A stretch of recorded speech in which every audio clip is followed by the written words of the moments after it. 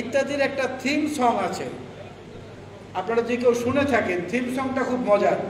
সেখানে বলা হচ্ছে, কেউ কেউ অবিরাম চুপি চুপি চেহারাটা পাল্টে সাজে বহুরূপী। এই বহুরূপীদের খপ্পরে পড়েছে এখন বাংলাদেশ। হাসিনা পতনের পরে হঠাৎ করে ছাত্র শিবির বের হলো, বলে আর ভাই উনি তো ছাত্রলীগ করতো 5 তারিখের আগে পর্যন্ত। বলে যে হ্যাঁ, আমরাই তো ওইখানে ছদ্মবেশে ছিলাম।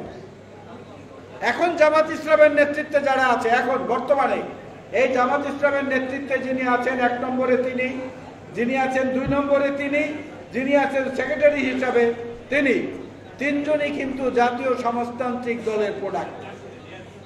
তিনজনই জাসদের লোক, গলাকাটা পার্টির লোক, রক্কাটা পার্টির লোক, গুলি করে মুক্তিযোদ্ধাদের হত্যা করার লোক, শাহজাহান খানের দোসরেরা।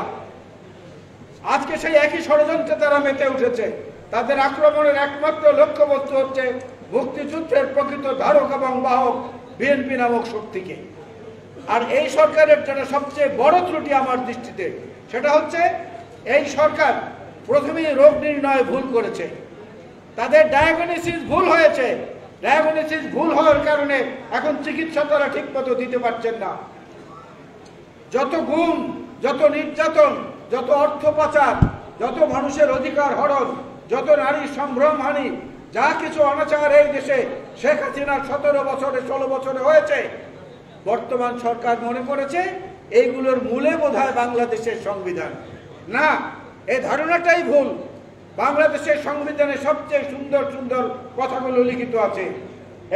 এইটার মূলে বাংলাদেশের সংবিধান মূলত নয়, মূলত হচ্ছে অনাচার, অত্যাচার এবং নির্বাচনের নামে ক্ষমতার নবায়ন করার যে প্রক্রিয়া চলেছে সেইটা।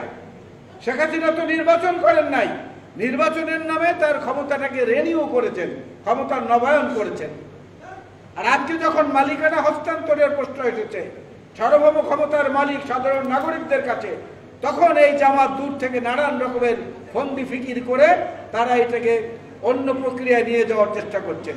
এমনকি নিজেদের পোশাক আশাক, চেহারা, বেশভূষা, কর্মকাণ্ড পর্যন্ত পাল্টাতে শুরু করেছেন।